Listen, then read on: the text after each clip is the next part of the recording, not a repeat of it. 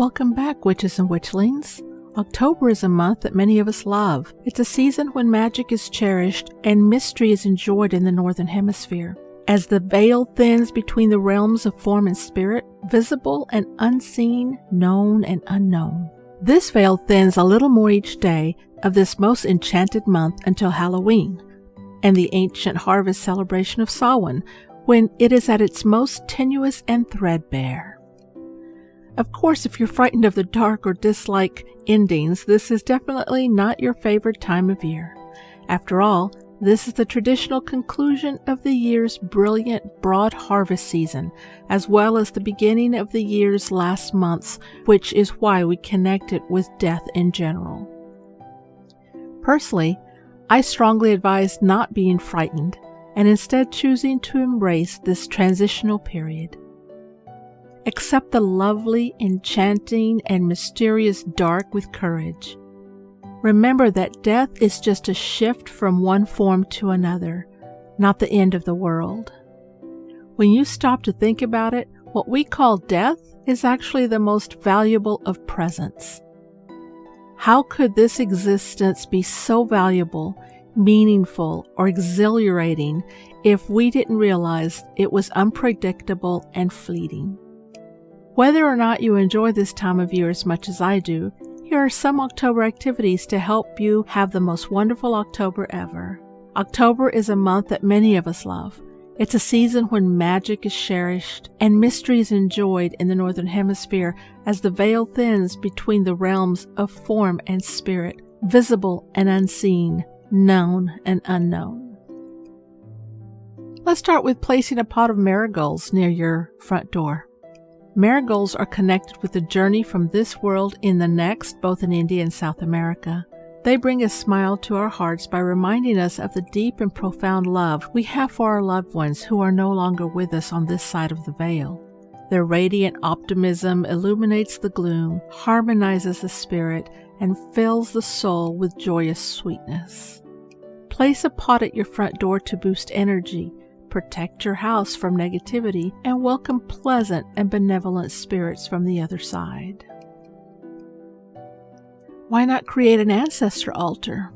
One of the many mind-boggling things to consider is how many ancestors you have, and how each of those predecessors had a distinct and multifaceted life. Each of them had unique talents, difficulties, hobbies, and experiences that were not dissimilar to yours. And all of these predecessors have collaborated to produce the one-of-a-kind and multifaceted individual you are. Even though your ancestors are no longer physically present, they are present in your DNA, the planet, and the universal energy that surrounds, leads, and inspires you. October is the ideal month to remember them by building an altar with old pictures, candles, flowers, and anything else that feels appropriate. When you initiate and nurture a relationship with your ancestors in this manner, you'll likely realize that they still have a lot of great assistance to offer you, and they're delighted to do it. Go for a walk in a cemetery. Put on your cemetery walking shoes. Now's the perfect time of year to take a stroll through one of these calm, bright, and surprisingly underappreciated parkscape portals between worlds. While you're there, you can also gather some grave dust for some of your spells, but be very respectful and make sure you ask and give thanks for it. You can decorate a ceramic skull. What could be more festive than decorating your home with porcelain skulls? Adding colorful ceramic skulls that you have created yourself to your home. Of course, you'll need some colorful craft paint, but also consider sequins, crushed herbs, flowers, adhesive jewels, and glitter. Eat local, or at least fresh crop apples. Apples are magical. They grow in abundance on the hallowed Isle of Avalon. Unicorns adore them, and the goddess Venus and Aphrodite bless them.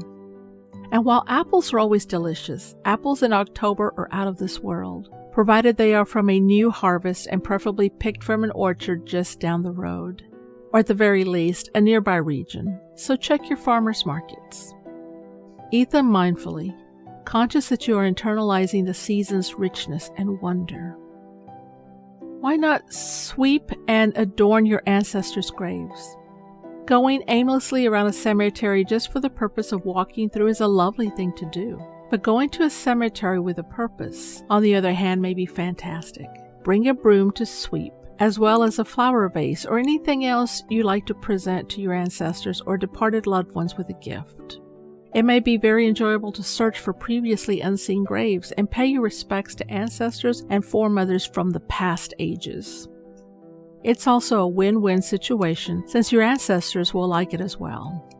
This is a great time to revamp your black wardrobe. Black is a strong color.